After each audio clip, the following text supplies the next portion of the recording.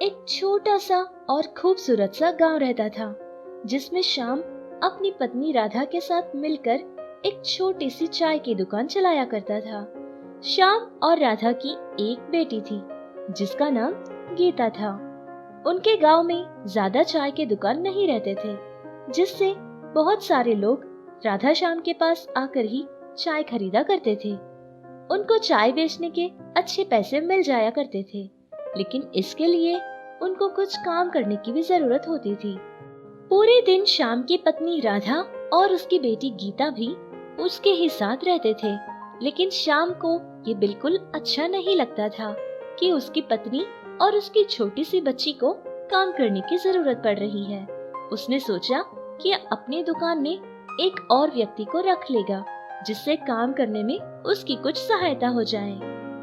राधा, मुझे ये बिल्कुल अच्छा नहीं लग रहा कि गीता का सारा बचपन इसी दुकान के पास गुजर जाए, वो अपने सारे खेल कूद से दूर हो जाए। ये मैं बर्दाश्त नहीं कर पा रहा। अरे, ये आप क्या कह रहे हैं? लड़की है, काम काज सीखेगी तो कल को हमारी तरह मेहनत कर पाएगी ना। उसको खेल कूदने के लिए बोल रहे हो? ये तुम क्या कह रही हो? अब ये काम सीखकर क्या ये भी हमारी तरह ऐसे काम करेगी? नहीं राधा, नहीं। मेरा सपना है कि हमारी बेटी एक बहुत बड़ी कंपनी में फैन के नीचे बहुत ही आराम से कुर्सी में बैठने का काम करेगी। हाँ पिताजी, मुझे ऐसा ही कुछ काम करना है और मैं मन लगा कर पढ़ूंगी पिताजी। हाँ मेरी बच्ची, तुम बहुत बहादुर हो। तुम जितना पढ़ना चाहती हो पढ़ सकती हो। मैं खूब मेहनत करूंगा और जितना तुम कहोगी मैं तुम्हें उतना पढ़ाऊंगा। एक बार की बात है कि राधा किसी त्योहार के लिए अपने मायके चली जाती है। वहाँ जाने के बाद उसको पता चला कि उसका एक भाई, जिसका नाम जितेंद्र था, और वो बिल्कुल खाली रहता था। उसने ये भी सुना था कि वो किसी काम की कोशिश में लगा है, तो उसने सोचा कि उनके भी दुकान के लिए एक लड़के की जरूरत है। राधा को ये लगता था कि अगर किसी अनजान लड़के को उनकी सारी दुकान की जिम्मेदारी सौंप देंगे तो वो उनको धोखा भी कर सकता है, लेकिन अगर अपनों को काम पर रख लेंगे तो वो बहुत विश्वास के साथ काम करेंगे और दुकान का पूरा ख्याल रखेंगे। फिर राधा वापस गांव लौटते समय जितेंद्र को भी अपने साथ अपने गांव लेकर चली जाती है और फिर अपने पति से ये सारी बात बता देती है कि उसने जितेंद्र को उसके गांव क्यों लाया था। अरे वाह राधा, ये तो तुमने बहुत अच्छा काम किया। ये लड़का भी अपना है ना, तो हमें बहुत ज्यादा हिम्मत मिलेगी। वैसे जितेंद्र, तुम्हारी दीदी ने क्या तुम्हें सब कुछ बताया? हाँ हाँ जीजा जी, सब कुछ बता दिया दीदी ने मुझे। इस तरह जितेंद्र श्याम और राधा के परिवार का एक हिस्सा बन जाता है और इसी तरह वो काम भी बहुत मन लगाकर किया करता था। राधा और श्याम उस पर बहुत ज्यादा भरोसा करते थे। दुकान की सारी जिम्मेदारी वो खुद ही संभालता था, लेकिन कहते हैं ना कि पैसा ऐसी बुरी चीज है जो कि अच्छे अच्छों को भी बुरा बना देती है। तो एक दिन जितेंद्र की जिंदगी में भी ऐसा आ जाता है। सुनो जितेंद्र, हम एक मंदिर जाना चाहते हैं और वो यहाँ से बहुत दूर पे है, तो हमने सोचा कि 2 दिन में मंदिर जाकर आ जाएंगे। मेरे पीछे दुकान का और ग्राहकों का पूरा ख्याल रखना, ठीक है? हम बस 2 दिन में वापस हो जाएंगे। और हाँ, जरा ध्यान से, हर रोज सुबह सुबह ठीक वक्त पे दुकान खुल जानी चाहिए। हाँ जीजा जी, मैं आपके पीछे दुकान का पूरा ख्याल रखूंगा।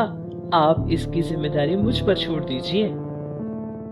जितेंद्र पर भरोसे से श्याम भी अपनी दुकान की पूरी जिम्मेदारी उसको सौंप देता है और फिर मंदिर के लिए निकल जाता है। उसके दूसरे दिन जितेंद्र का एक दोस्त उसको फोन करता है। अरे यार जीतू, कैसा है तू? हाँ हाँ मेरे दोस्त, मैं तो बिल्कुल ठीक हूँ। तू बता, तू कैसा है? मेरा क्या है यार, ओन बिजनेस स्टार्ट किया है ना, बहुत ही बढ़िया चल रहा है। अरे यार, तुझे तो नौकरी मिले बस 2-3 साल ही हुए हैं और इतने कम समय में अपना ओन बिजनेस, ये कैसे हुआ? बहुत ही आसान काम है मेरे भाई। पुराने मालिक को मैंने सारे गांव वालों के सामने झूठा बना दिया था और उसको मैंने भरपूर धोखा दिया। और फिर जब उसका सारा बिजनेस क्लोज हो गया था, तब उसी जगह पर मैंने अपना काम शुरू किया और बहुत तरक्की हो गई भाई। अब मैं अपनी सारी जरूरतें बहुत ही आसानी से पूरे कर सकता हूँ। दोस्त की कही बातें सुनकर जितेंद्र के मन में बहुत ही बुरे बुरे ख्यालात आने लगे और उसने सोच लिया था कि शाम का चाय का काम किसी भी तरह वो बर्बाद कर देगा और फिर उसकी जगह वो खुद अपना एक काम शुरू करेगा जिससे सारा का सारा फायदा वो खुद ले सकता है। फिर उसने बिल्कुल देर नहीं की थी, जल्दी ही बाजार जाकर कुछ ऐसी चीजें लाता है जिससे लोगों की तबीयत खराब हो सकती थी और फिर उन जहरीली चीजों का मिलावट करके चाय बनाकर सबको बेचा करता था। सारे लोग शाम के पास ही आकर चाय पीने के आदी बन जाते थे, जिससे सारे ही लोग आकर रोज की तरह जितेंद्र से चाय खरीद कर पिया करते थे। थोड़े ही समय में बहुत लोग बीमार पड़ जाते हैं और इसके दूसरे दिन ही शाम अपने परिवार को लेकर वापस गांव लौट जाता है। जीजा जी, मुझे एक दिन के लिए छुट्टी चाहिए, मैं बहुत थक चुका हूँ ना। हाँ हाँ जितेंद्र, तुम जाओ, मैं यहाँ सब संभाल लूंगा। इस तरह उस दिन जितेंद्र छुट्टी लेकर कहीं भाग जाता है। फिर कुछ समय बाद शाम की दुकान के पास पुलिस पहुंच जाती है और बाकी बहुत सारे लोग भी वहां जमा हो जाते हैं। बहुत भीड़ जमा होने को देखकर शाम बहुत परेशान था। लोगों से पूछने लगा कि आखिर क्या बात है। पुलिस वालों ने और फूड डिपार्टमेंट वालों ने आकर जांच की और उससे कहा कि उसकी बनाई चाय बहुत ही खतरनाक है। इसमें कुछ ऐसे जहरीले पदार्थ मिलते हैं जिससे लोगों की जान जा सकती है और अब तक तो तुम्हारी बनाई चाय पीकर पूरे 3 लोग मर चुके हैं और बहुत सारे लोग बीमार हो चुके हैं। हो सकता है उनमें से कुछ लोगों की जान भी जा सकती है। बस इतनी बात कहकर पुलिस वालों ने राधा और श्याम दोनों को ही गिरफ्तार कर लिया था और उनको जेल लेकर चले गए थे। अब गीता पूरी तरह से अकेली हो चुकी थी। गांव के सारे लोगों को राधा और श्याम पर बहुत ज्यादा गुस्सा था, जिस गुस्से की वजह से वो लोग उस छोटी सी बच्ची को भी नहीं बुलाते थे और ना ही उसको कुछ खाने पीने के लिए देते थे। पूरे 2 दिन हो चुके थे। छोटी सी गीता बिल्कुल अकेली थी और भूखी भी थी, लेकिन उसकी सहायता करने वाला कोई नहीं था। गीता अपने लिए कुछ खरीद कर खाए, उसके लिए इतना पैसा भी नहीं था। वो बेचारी बच्ची भूखी और प्यासी ऐसी ही बहुत देर तक बैठी रही। धीरे धीरे शाम हो गई थी। फिर उसने देखा कि एक दुकानदार अपनी दुकान का बेकार का सामान और खाना जो भी बचा हुआ था वो सभी का सभी लाकर कचरे के डिब्बे में डाल रहा था।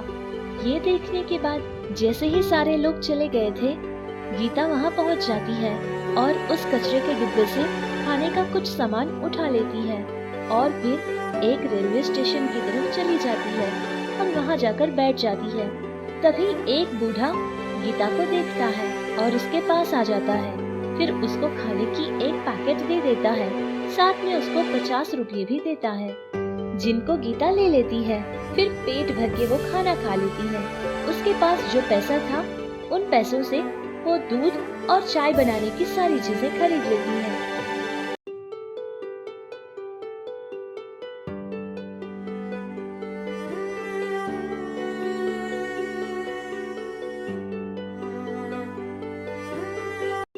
₹5 की चाय ले लीजिए सर जी, सिर्फ 5 रुपए की चाय है। इतने कम पैसों में चाय मिल रही है, ये सोचकर कुछ लोग उस बच्ची से चाय खरीदते तो कुछ लोग उस बच्ची को देखकर उस पर तरस खाकर चाय खरीदा करते थे। इसी तरह कुछ दिन तक उसका काम चलता रहा। धीरे धीरे उस बच्ची की बनाई चाय की आदत सारे लोगों को होने लगी और उसका स्वाद भी सारे लोगों को बहुत ही ज्यादा पसंद आता था। सुबह सुबह स्कूल, ऑफिस, कॉलेज जाने वाले सारे लोग उसके डेली कस्टमर्स बन जाते हैं। धीरे धीरे गीता का काम बहुत अच्छा चलने लगा। ऐसे ही कुछ साल गुजर गए थे और फिर गीता ने तरह तरह की चाय बनाना शुरू कर दी थी, जिसका स्वाद भी अलग अलग तरीके का होता था। सारे लोग गीता की बनाई चाय को बहुत पसंद करने लगे और उसको बहुत अच्छा सपोर्ट मिलने लगा। वो बहुत अच्छे पैसे भी कमाने लगी। जितना पैसा वो कमाती थी उन पैसों में से आधा पैसा अपने खुद के पढ़ाई के लिए खर्च किया करती थी। ऐसे ही वक्त बहुत ही तेज रफ्तार से गुजरता गया। धीरे धीरे गीता भी बहुत अच्छा पैसा कमाने लगी। जितना पैसा उसने जमा किया था उन पैसों से गीता ने अपना एक चाय का ब्रांच ओपन किया था, जिसका नाम उसने राधेश्याम रखा था। देखते ही देखते उसको उसमें भी बहुत अच्छी कामयाबी मिल जाती है और वो बेशुमार पैसा कमाने लगी। राधेश्याम टी टाइम के नाम से उसने बहुत सारे ब्रांचेस खोल लिए थे। अब राधेश्याम एक नेशनल ब्रांड बन गया था, क्योंकि सारी दुनिया में राधेश्याम ब्रांड के चर्चे होने लगे और उनके अनगिनत ग्राहक बन गए थे। ये सब देखकर जितेंद्र बहुत परेशान था और गीता भी बहुत चालाक निकली। उसने किसी तरह जितेंद्र से अपना किया गुनाह कबूल करवाया था और उसने ये बात सारे पुलिस वालों से कही थी कि जो कुछ भी राधेश्याम के साथ हुआ था उसके पीछे उसी का हाथ था। फिर पुलिस ने उसको गिरफ्तार कर लिया था और इस तरह गीता ने अपने माता पिता को भी जेल से बाहर निकाल लिया था। इतना ही नहीं, बल्कि गीता को बहुत छोटी सी उम्र में ही द बेस्ट एंटरप्रेन्योर का अवार्ड भी मिल गया था।